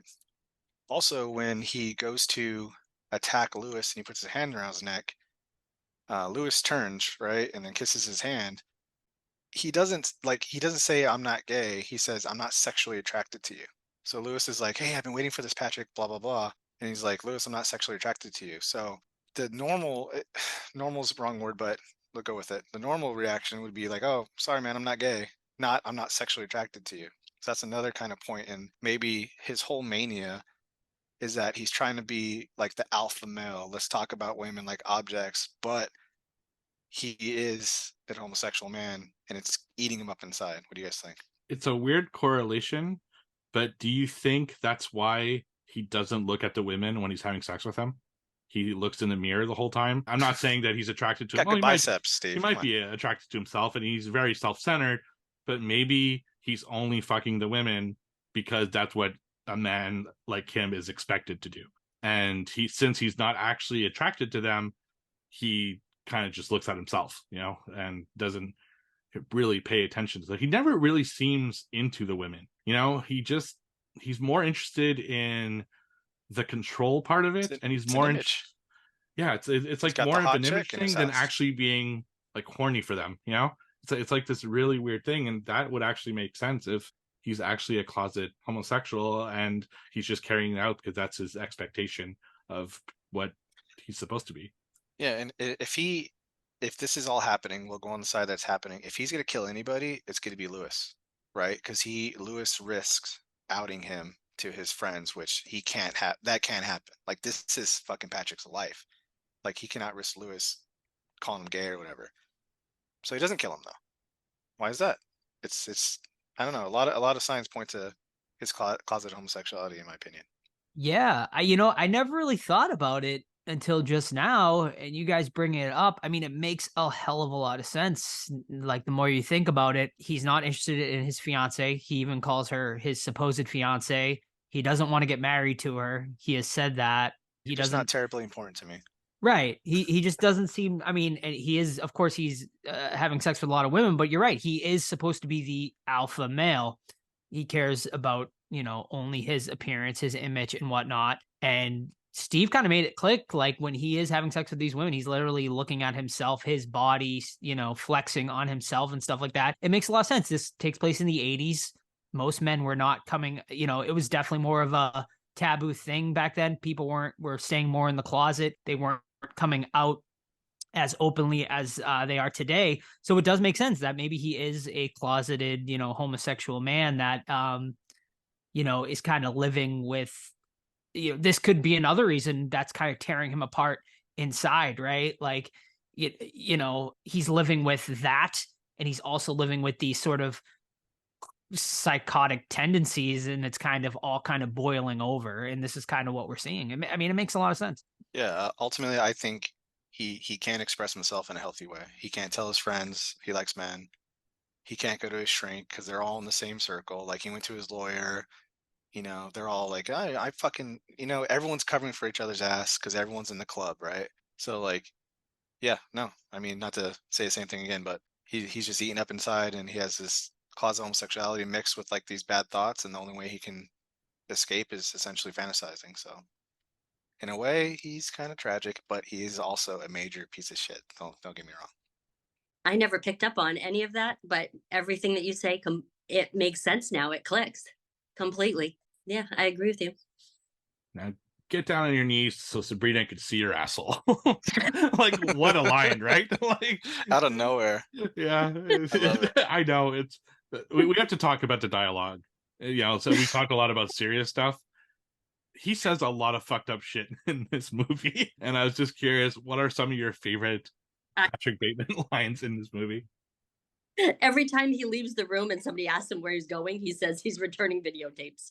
Every single time. That's his go-to line. That is a great one. Not even a line. One of my favorite just random scenes is when he's fucking heavily working out with Texas Chainsaw Massacre playing in the background. That is just fantastic. I also love when he's talking about when they arrive at one of the restaurants, and he's like, I'm in pure panic. I'm on the verge of tears when I thought we're not going to get a good table. And then he's like, but thankfully we do. And an awesome wave, rolls over me. That was great. And then when he first goes he's like, I arrive at Paul Allen's house, and I am in sheer panic when I see that his apartment overlooks the garden, is far more expensive than mine. That one there's so many just like funny lines, just like simple lines that don't make you like laugh out loud, but like, it's just, they're so funny internally. Yeah, no, I agree. It's I like when the hookers, she's calling because he tells him to call him Paul Allen to build his alibi. She's like, this is nicer than your old apartment, Paul. He's like, it's not that nice. I thought it was pretty funny. And then I like when he tells Evelyn, like, I'm just terribly, or I'm not, no, you're just terribly not that important to me or something like that. Just like cold-hearted to her face and like telling her it doesn't matter. The I want to fit in line just hits because he's listening to his music and she's droning on. And he's like, because I want to fit in. It's just it's good, but like the entire inner monologue that Christian does is just so fucking cool because it's so like even monotone and he says the wildest shit like I'm on the verge of tears, but it's delivered in such a way that it's just hilarious. I have a question that I picked up on. So many people in this movie call him by different names. Nobody calls him by his name. And when they talk to him about Patrick Bateman, they describe him as being weak. Everybody. Like Dork, he, yeah. he's a weak, yeah, things like that. So are we the audience seeing the real Patrick Bateman, or are we seeing what he wants us to see? Excellent question. And that is another great theory, right? Yeah, maybe not, right? I mean, this could go over the whole sort of he feels he really doesn't look like that at all, right? He is just really a really feeble, nerdy guy. And he's, he kind of built this whole sort of bravado to build himself up. I mean, I think it's a great question and one I don't have the answer to. Yeah, that is a really good point. Personally, though, I think that since his effort to fit in, like that's all he does, I think it just worked too well. And like he does fit in. He's one of the guys because he does have his core group and they all hang out with him and he's successful and then he's got the hot wife, right? So yeah, personally, I think it's just like he did too good of a job and he just blends in with everybody because they all talk shit about each other when whoever's not in the room in the book gets shit talked. So Right. I mean, that's the other thing too, is like everyone calls each other by the wrong name. I mean, it's like, it just like goes with the theory that no one in this Wall Street world gives a fuck about who you are. It's all about status symbol. Who's got the best house? Who's got the best business card? And you actually don't care about getting to know any of these people. It's all just as surface level gets. no, yeah, excellent. And I mean, even like the most successful person in this film, Paul Allen, in the opening, they confused Price, I think, confuses him with someone else. So like, yeah, like you said, not even the biggest dick on the block gets recognized properly. And the mistress too, that he had, she was a complete drug addict and she had nothing going for her, but he said she's as perfect looking as they can get. So he was all about, okay, that's the way she looks, so I need to be with her, not about her as a person. Absolutely. Yeah. It's all about the trophy, right? It's like, I got the hottest girl. I got the biggest apartment, but it all don't mean shit. Yeah. But that's a great scene too, when she's fucking like drugged out on lithium and he brings her to Dorsia, but it's really another restaurant. That was great. It was another great line when like Paul Allen's like, we should have went to Dorsia. And he's like, no one goes there anymore. When, he secretly like knows it's the most exclusive. Yeah. Oh, just great stuff. All right. We got anything else? I mean, I feel like we went pretty deep into this. This is a good discussion. Final thoughts, theories. This has a message of basically like when you're in high society, you can get away with anything. That there are no consequences. He can say what he wants to say. Nobody believes him. Again, whether or not he said it or not, that is, to be debated. But I think that's kind of an overlying message. One question before we kind of rate it here. The scene in the dry cleaner, what was that about? Because clearly the sheets are stained with red. Was it actually, cranberry juice or whatever the fuck he says it was? Or pineapple juice. Pineapple, yeah. Or was it something else? So that is the one scene in this movie, and I was going to mention this and then I forgot. That is the one scene in the movie that does confuse me a little bit, right? And I don't know if it's intended to confuse the audience or not, right? When you finally start theorizing at the end, that is the one scene where you're like, that is peculiar, right? Compared to everything else you can kind of look at and say that was his imagination. Why would this one scene be in his imagination? So it comes to the theory, well, did he really spill cranberry juice? And it's just kind of playing on that theory of, did he do it or really didn't he do it? Or did he practice killing? Todd had mentioned he kills small animals in the books and stuff like that. So maybe he's killed an animal or something. I don't know. That is the one scene that I look to, and it does kind of divert me from my original theory and be like, well, maybe he really did kill someone. Yeah, there are scenes in here that totally can debunk it's in his mind, and this is definitely one of them. So, yeah, really don't know.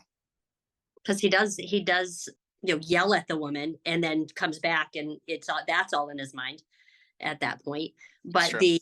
the woman that comes in and that he knows, there's definitely something on those sheets because she asked about it. And then when he leaves, she looks at, her face just looks like she's kind of shocked at what she sees on the sheets. What do you think, Steve? I'm like, I have trouble with this scene. I really don't know how to take this scene. Like, what part of it is real? What part of it is fake? Is it actually something he just dropped on it? Is it blood? I don't know. It's like a really weirdly paced scene. It's a really weirdly filmed scene. It's he's yelling at someone who doesn't understand him, and they're yelling at each other. But there's like a total cultural barrier, and that woman that comes in, it's kind of random. Like it's I don't know. She's one of his victims later. Yeah, but I don't know. Like, did she actually come in, or did he deal with it himself? Was that just his way of like somehow making a power move with just putting the dry cleaning away?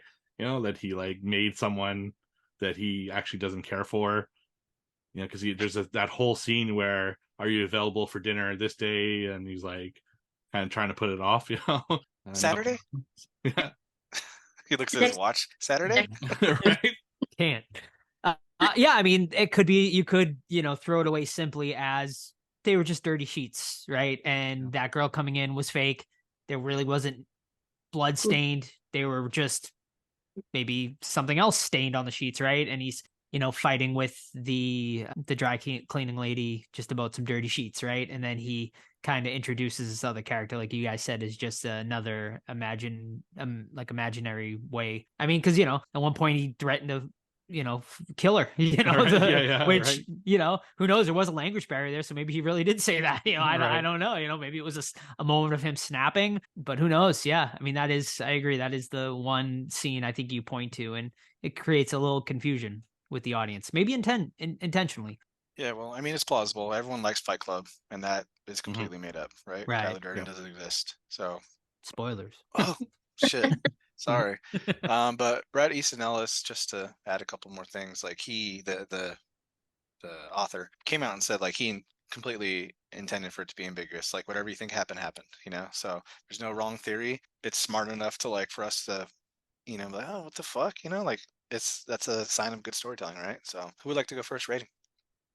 Yeah, I mean, I'll start us off, and I will just say, I haven't read the book in a long time. I remember the book being far more graphic than the movie. Like it would be like X rated. Like you could not get away with it. So I would definitely recommend reading the book if you ever have a chance. It really gets deep into some hardcore stuff.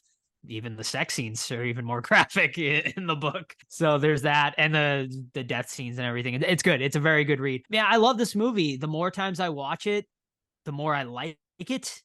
There's just, you pick up so much. And why I love this movie so much is this discussion we just had. We had just an amazing discussion, I feel like, about theories, what was real, what wasn't.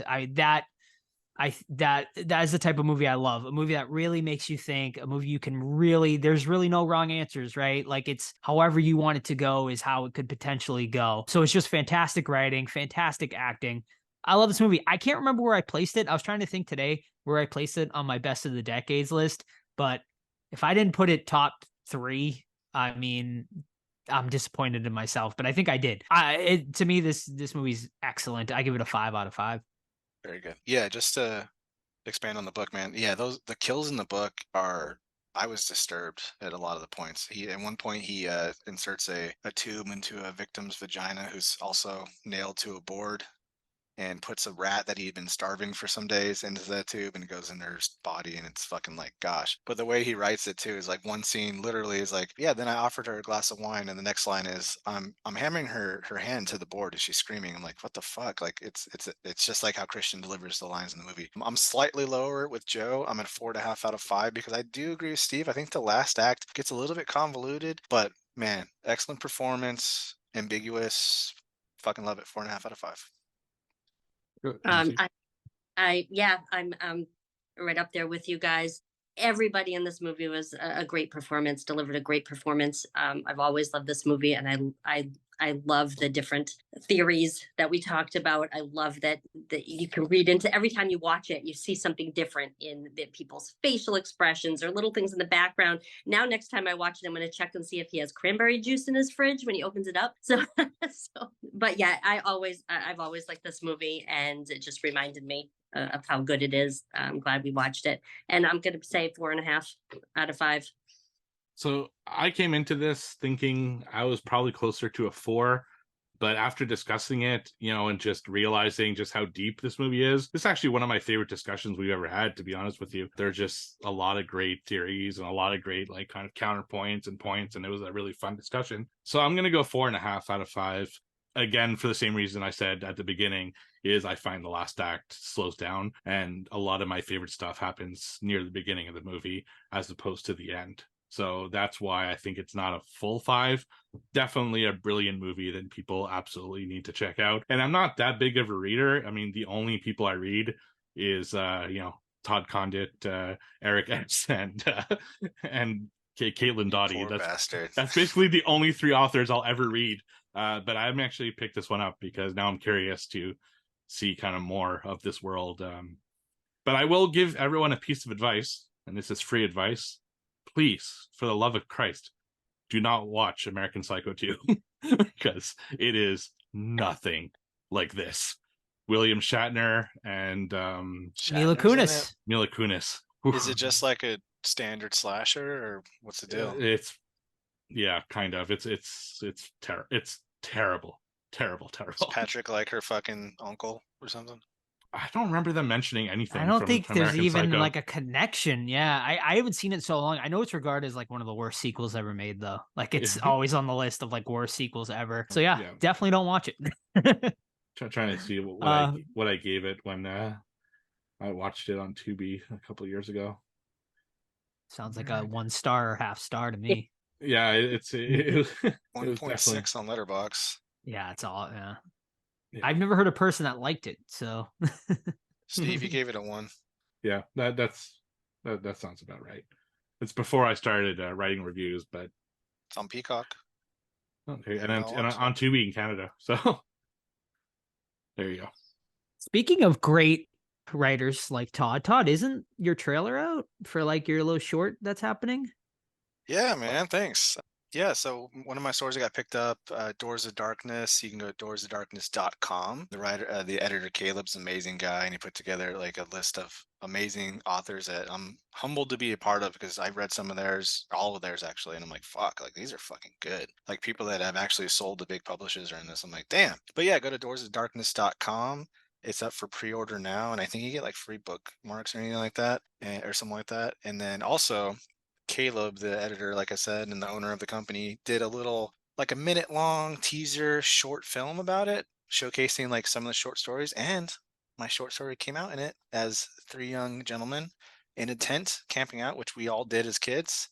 Because my story is set around 3 young kids. They're just bullshitting in the tent, talking about urban legends when they go to decide to see if one is real or not. So check it out, doorsofdarkness.com for the book. Excellent. Everyone head over there. Go support our buddy Todder. And all right, everybody, that is going to be it for this week's episode. We hope you enjoyed our review of American Psycho. Next week, we start Christmas month, although this really starts it, right? Because American Psycho is kind of a Christmas movie. There were some Christmas themes. It's set around wintertime and whatnot. But our official Christmas month will kick off next week. We are going to be reviewing It's a Wonderful Knife, which was my pick for this month. It is currently out on Shudder, or it will be out on Shudder by the time next episode releases. So go check that movie out on Shudder so you can be ready for our review of It's a Wonderful Knife. In the meantime, you can follow us on any of our socials: Facebook, Twitter, Instagram. Just search the Horror Squad Podcast. You can email us anytime, of course, the Horror Squad Podcast at gmail.com. And as you know it, the absolute best way to keep up with the podcast is our Discord. All you gotta do is shoot us an email, send us a DM on our socials. We will get you a link to our Discord, completely free to join. Amazing community over there. movie club, right, Steve? Coming up this week. Yeah, the day this episode releases, there'll be a movie club. We're going to watch a Christmas movie. It's going to be voted on by the Discord. That's happening right now. You probably missed it by the time you're in this episode, but come join us for movie club. Absolutely free. I post a link on Discord. It's at 9 p.m. Eastern time. All right. Yeah. So if you missed this month, movie club every single month over on our Discord, among many, many other things, behind the scenes stuff. Already teasers for next year's Hocus Pocus event we are planning. So a lot of exciting stuff over there. Definitely go and join our Discord. Once again, completely free to join. Join in an amazing community over there. Merch, don't forget merch, tpublic.com. Just search the Horror Squad podcast.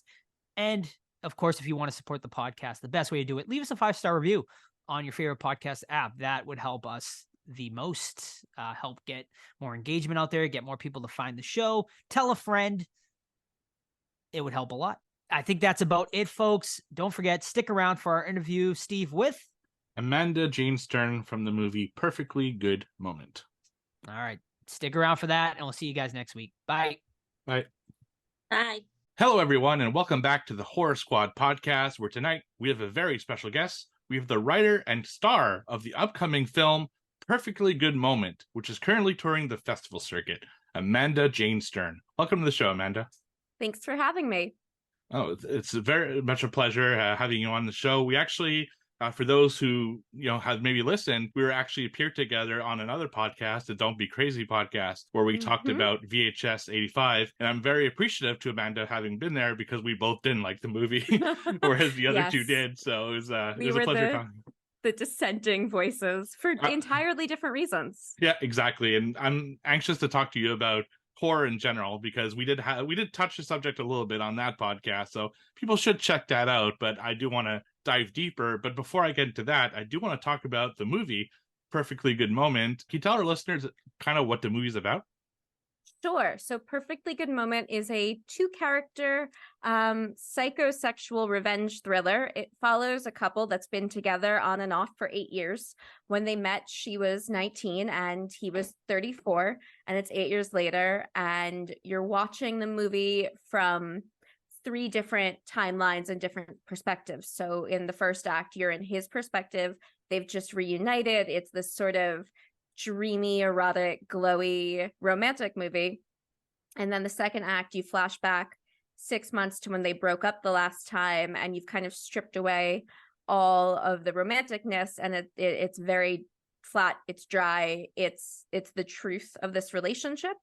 And then in the third act, you're going back to what you saw in the first act, but now you're in her perspective, and instead of being this dreamy, glowy, romantic piece, you're in this very green, revenge, angry thriller.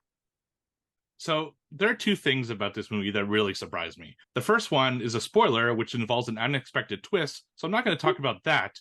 But the other one is how uncomfortable this film made me, and I say that in the best way possible. What was your approach in tackling a heavy subject like emotional abuse?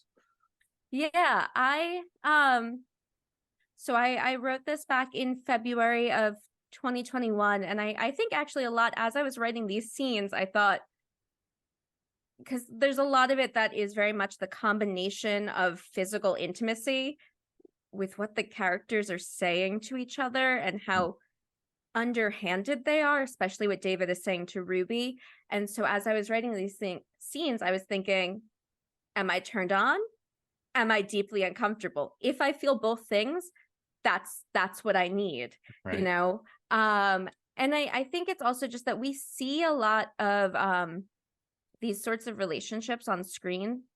At least I can think of a lot of movies that, Manhattan, Last Tango in Paris. It is always the male perspective, and it's always a girl who is way too young. They're both teenagers in those movies to like 50-year-old men. And it's always his, oh yay, look at me, this is great. And it's never letting the woman, years after the fact, look back and reflect and realize, wait, there was a huge, toxic power imbalance. And I'm not saying every age gap relationship has a power imbalance, but there is a power imbalance when one person starts the relationship and they're still a teenager. Right. Yeah. obviously this is a horror podcast, so we tackle a lot of heavy subjects, but it's really stuff like this that tends to get to me more, because this is like real horror. You know, this Yeah. is real life abuse and real life situations that hopefully people aren't relating to too much, but at the same time, it was written and acted so well that I was believing everything that was going on screen. So how do you, as a writer first, and then I'll ask as an actress, how do you put yourself into this role to really kind of convey the emotions that you're going through? This one was actually really easy to write for me. That sounds awful. This was really easy to write though. Right. And I guess, you know, it's not based on any specific relationship. It is fiction, but I did grow up in New York City, and from a very young age started getting sexualized by adult men when I was, you know, literally the moment I hit puberty. So there's a lot of that you internalize as you're growing up. You know, the first time a man told me I was precocious, I was 12. And you internalize that for a while, and you really think, oh yeah, I'm an old soul. I'm not like the girls my age. I'm so mature. And then you become a real adult, talk to other women, realize a lot of them have that story too, and you think, shit, no, wait, ooh, that's a big problem. So I was kind of pulling from a lot of that, and then there's a lot of physicality in the movie and a lot of David constantly touching Ruby. Part of that is because I was thinking, as a writer, I'm making a 2-character movie set mostly in one location. How do you make it visually interesting? Give them something physical to do, but also because my own personal experiences is just men that I know, men that I don't know, feel the constant need to touch me. It's lovely. It's, you know, you could just be out and it's a guy puts his hand on the small of your back. It's very often the small of your back. It's the waistline. It's the, oh, I just wanted to see if it really was that small. So it was a lot of me pulling from those experiences to write this, and just kind of finally sitting down and saying, I'm going to write this all out there. I'm going to write a character who's nothing like I really am in real life. But I'm just going to put, I guess, all of my frustration and anger and everything I want to see in a movie into this. Stephen Carlisle is the other person in the film, and you both work off each other so well in this, conveying kind of this story. What was it like on set? What was it like working with him? And what's the experience of filming something so heavy? You're basically, the two of you are the whole film. You know, there's other characters that come into play in different ways, not on screen. So what was it like just being you two on set doing this movie? I love him. He's a dream to work with. I actually I wrote the script for him. We met. He plays Scar in The Lion King on Broadway. He is still nice. in The Lion King on Broadway. I met him after a performance once back in January of 2020. The way he tells the story is, oh, you know, Amanda came to see the show, and then she came backstage and we had a couple bottles of champagne. And yeah, that's what happened. There were other people there too. And that was kind of it. We swapped contact info, and we followed each other on Instagram, friended each other on Facebook, didn't really stay in touch. But then I left that meeting, and I always kind of had this inkling in my mind that guy would be fun to work with. So I started writing this, and I knew I needed an actor who I could actually envision in this part. And the whole thing about the photograph that they're looking at the beginning is a real photograph taken at the kitchen garden at Hampton Court in England. I really did go to a wedding in London where we wore the fascinators. Oh, nice. And I was just thinking about that. I was literally like staring at my own bookcase, thinking about that. And I thought, oh, well, okay, I can make him British. I can use this photo because then it's a practical thing. So I might as well write it for that guy. Why not? So I did that. And I texted him kind of out of the blue, said, hey, buddy, been a while. want to make a movie? Call me. So I sent him the script. He called me. I kind of talked him through it, and then he said, yeah, I'm in. And then I think I came back to him and I said, okay, well, we're interviewing directors. We're looking for the funding. We're thinking we want to shoot, these dates. And then he went back and reread it. And like a great actor, he'd only ever really read the dialogue and not all of the stage directions. And he went back and read all the stage directions. And he calls me and he goes, I've only ever had one stage kiss before. And I said, that's fine. I've done more than that. But we're also bringing on an intimacy coordinator because this is really intense and I think they're important to work with. So we rehearsed the shit out of this movie, went over boundaries to death. And by the time we got to set, we were super comfortable with each other. We are the closest of friends now. And it was the safest set environment I've ever been on. Steven and I both snap in and out of character really quickly. So unless we were rehearsing, unless Lauren, our director, yelled action, we were not in character. We were goofing off, and Brittany was fixing my hair and makeup every single time. But we would completely snap out of character, and it would just be, okay, do you want club soda right now, or do you need the coffee can? And we'd hide cans of cold brew coffee and seltzer all over the set because we'd be like double fisting them, and we'd have Listerine packs hidden under couch cushions and everything. So it'd be, okay, do you want to freshen your breath? Do you want coffee right now? We'll both do the same thing. That's hilarious. I'm glad you mentioned it because that actually leads into the question I had next, which is about the intimacy coordinator. I was happy to see that the intimacy coordinator got like a big credit. Usually they're kind of buried in the credits if they're there at all. It's something that's kind of new to cinema, and I think it's about time, to be honest. So can you explain a little bit what the process was with the intimacy coordinator, and just maybe explain to my listeners if they don't know what it is, because it is a fairly new thing, what exactly they do on set? Absolutely. It's a very new thing. It's really only the last 5 or so years here in film and TV. It started actually about a decade ago in British theater. And we intentionally put our intimacy coordinator in the opening credits, which is not standard. But I also wanted people to know coming into this movie that coming into it, what it is. You've seen the trailer, there's a lot of intimacy, and that it's a thriller and it does not look like a healthy relationship. So I wanted to some degree to, abate people's fears and say, hey, no matter what you see on screen, there was an intimacy coordinator on for this entire time. So you can breathe that sigh of relief that the actors, even if the characters aren't fine, the actors are fine. So basically what an intimacy coordinator does is they are the person who they serve kind of two purposes.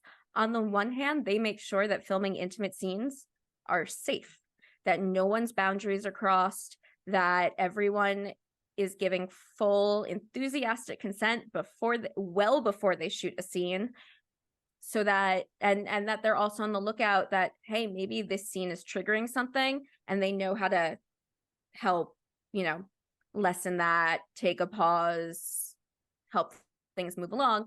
And then on the other side, they also serve as choreographer. They usually come from a movement or a stunts background, so they know how to say, here's what you have in the script, here's what the actors' boundaries are, here's where you want the camera to be placed, here's how you do that so it looks like they're actually doing this without them actually doing this, here's what they wear so it looks like they're naked if they're not naked. And very often the answer to what they're wearing is a sideless sticky thong. And when you film in 110-degree weather, you have to have that reapplied after every take. So, and I think it's awesome that you put it in the the main credits, which is it's a breath of fresh air for that. We're on set the whole time. It's a huge part of the movie. It's not just if it were a one scene thing, they'd be in the end credits, but in this case it is almost the purpose of this relationship. Right, absolutely. So there are two things in this movie that I want to discuss. It's more on the superficial side of this film. Number one is, do apartments in New York usually have an elevator that goes straight to their place? really, really rich apartments do. That really is an apartment in Soho. Really? Oh yeah. Yeah, I was like, it's wow. that's like a $4 million apartment. We sent the guy who lives there on vacation. Okay. It's a lot cheaper to send someone on vacation than to actually rent a space like that. Yeah, no, that is a very specific kind of apartment. Only old Soho lofts look like that. There are some apartments on the Upper West and Upper East Side in very expensive buildings where the elevator will open into the apartment. Yeah.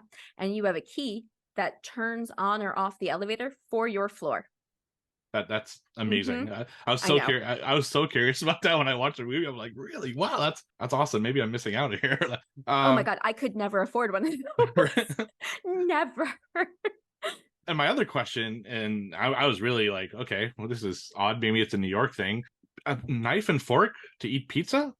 Is that a Oh, we were thing just in New York? making fun of the Brit. Okay, that was like, wow, Just that's making fun of him that's for an being interesting British. choice. No, I have pizza right here. We fold it. Okay, good. That's That's just us excellent. making fun of him. And Right. also because it's dainty Right. for her, and so much of what she is now internalized as being dainty. Mhm. And so you wouldn't be scarfing down a slice folded over. It would be Right. cutting it. Oh, it's so hot. I have to eat this daintily.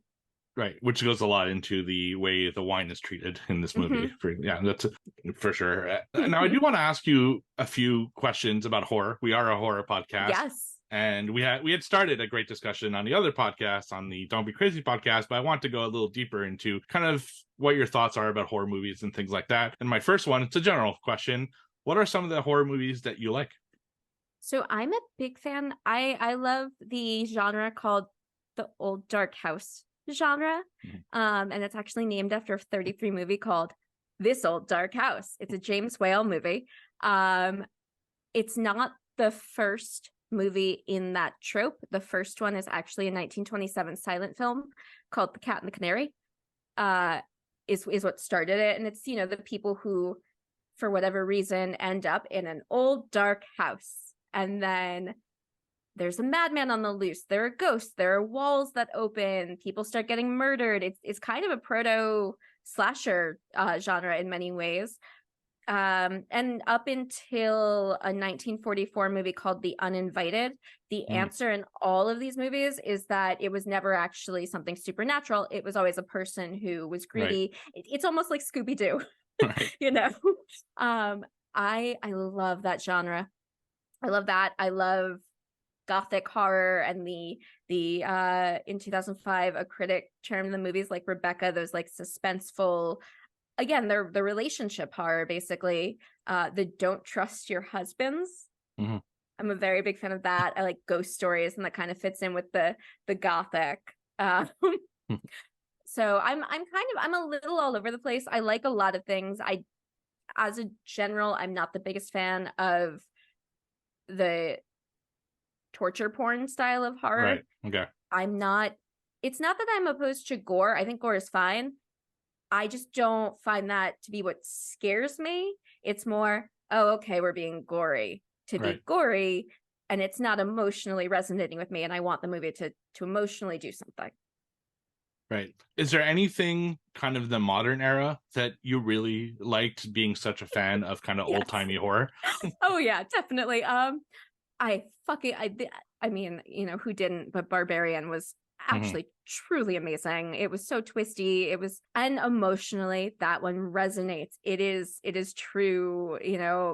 That is a movie that I was really watching where, and I think I said this on Don't Be Crazy, that I'm not sure anymore what really, makes me scream scared, but that was a movie that I was watching, and the pit of my stomach, I was so uncomfortable, and I love that. I love that tension. I am a fan of the movie Fresh. I just think it's a lot of fun. I think it was, I think the commercial and the title gave away where it was going. I don't care about that. I just thought it was fun.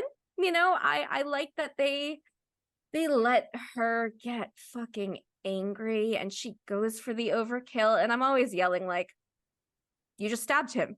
Stab. Keep stabbing. Make it, cut the head off. Do not, no, cut that head off. And she does. And and I enjoyed that. I think it's a lot of fun. So I'd say those are the two most recent that I've really, and then horror comedies. I like Freaky was a lot of fun. I Mhm. really enjoyed the Happy Death Day movies. I saw all of those on Valentine's Day because that's what I do on Valentine's Day. I go to horror movies. Megan Nice. was last year's movie. And that was a lot of fun too. But I think Barbarian was the absolute like best that I've seen recently. Awesome. Also, being a fan of old-timey films, what's your feeling on remakes / reimaginings of those films? Because we see them kind of more and more these days. Yeah, I'm not the biggest fan. Mhm. My feeling on remakes is if the movie had a really interesting concept but just didn't work, then Right. remake it. But if the movie is so good, then it's going to be really hard for me to watch a remake and not be comparing it to the original. And I'll use an example actually where that's not the case. I think The Haunting from 1963 is a fantastic movie. Mhm. I also loved Mike Flanagan's Haunting of Hill House on Netflix, which is Okay. also an adaptation, but it's not a direct adaptation. It's much Right. more an homage. She's doing a lot of new things. It's a different format. So I'm not, and the same goes with The Innocent from 1960 to his Bly Manor, which I did not love as much as Hill House, but it's still the same that he's doing enough different that he's taking the same source material and going elsewhere. And in those cases, the source material is books. But to use The Haunting again as an example, they did do a remake of that movie in 1998. Oh, yes. And it's one of the worst. It's just bad. It's atrocious. And you are sitting there comparing it the entire time to these significantly better movies. So that's what I'd say. If it's a movie that's just not good, Mhm. go ahead and remake it or do something entirely different with it. But if you're not doing something entirely different and it was a great, like the Rebecca remake, why? We didn't need that. Mhm. Didn't do anything, and it didn't add anything new. Also there was no age gap between the characters, and that's actually a central part to that story. The horror does not exist without there being a huge age Right. gap. So that was the case. We did not need that at all. Where did your love of older horror come from? Because most horror fans I talk to are kind of the opposite. I won't watch anything pre 1960, and I think it's a shame because there are so many amazing classics. So where does your Same. love come from? I think it's that I grew up watching old movies with my grandparents. They introduced me to film noir really early on in the black and white movies, and one of my grandfathers loves Dracula, the original.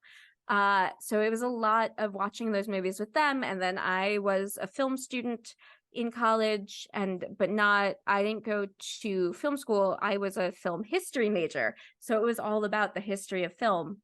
And I'm so fascinated by earlier film history. I love silent movies. I have a poster for the original Phantom of the Opera in my doorway. I love talking about the Hays Code and the pre-code era. So I think it's just something that I grew up watching so many of these older movies that it became such a part of my identity. Yeah.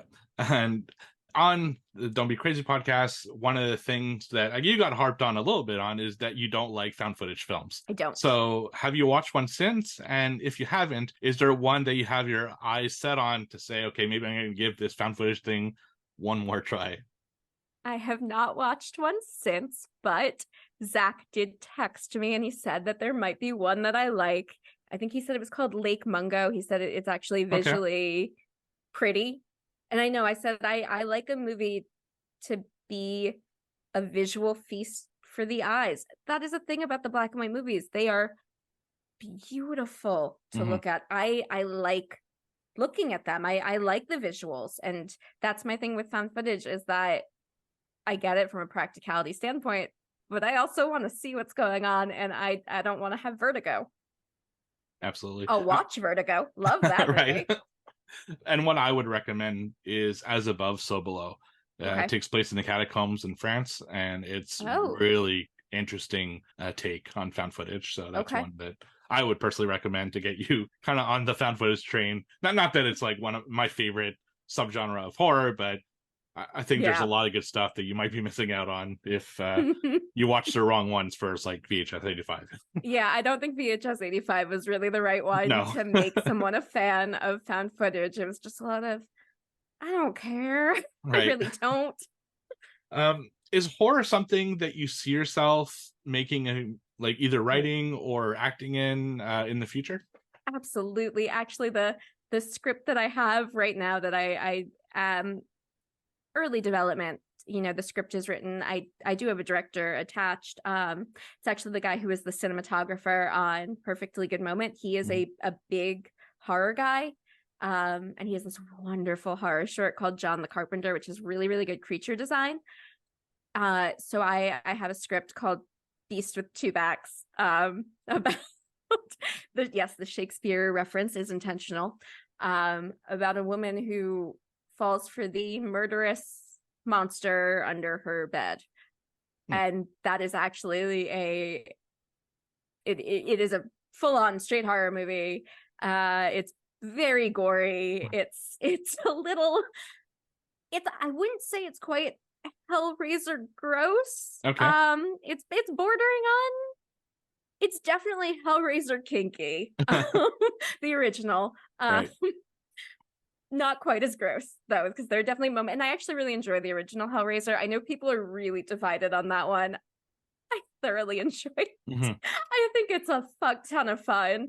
Does it make sense? No, I don't care. Right. I really don't care. I think it's kinky, weird, and fun. So yeah, that is hopefully the next thing that I do, and that is a horror, and then I'm working on a ghosty kind of gothic, more of a genre mishmash, but with elements of horror. But yeah, the next one I want to do really is a straight horror movie. Excellent. And I hope I can have you on again once you do make any of those movies, because that sounds awesome. I just hope that the creature will be practical. Not Yeah. Yeah. It's I've completely thought through the creature design, and I'm basing it on actual depictions of certain biblical demons. But we've pulled references from other projects, so that it's definitely, and it's the kind of thing where whoever plays the beast is what I call him, because I'm pulling a lot from the Beauty and the Beast story, but also Bluebeard. I really love Bluebeard right. tales. That's the don't trust your husband. It's the Bluebeard thing. And so we've pulled a lot of references for what he should look like, and whoever plays him would also be double cast as a normal human. So we're going to need an actor who has that kind of like a young Doug Jones type. He can move and dance and do stunts and also act. Excellent. Yeah, so I'm really looking forward to seeing what you do next. Can you tell our listeners where they can follow you on social media, and also follow the film on social media so they'll know when there's a release date and they are able to watch it? Yeah, I am on Instagram and Twitter at Amanda Jane Stern. It's just my full name. It's the same handle. I'm very easy to find. And then the movie is on Instagram at Perfectly Good Moment, and it's on Twitter at PGM Movie, because there was a character count issue. So those are, and then obviously there's a Facebook page for both me and for the movie, but I interact with people much more on Instagram and Twitter. Thank you very much, Amanda, for coming on the show. Everyone, please follow Amanda on social media and keep an eye out for Perfectly Good Moment for when it releases, because it's definitely worth a watch. Amanda, thank you very much. Thank you so much.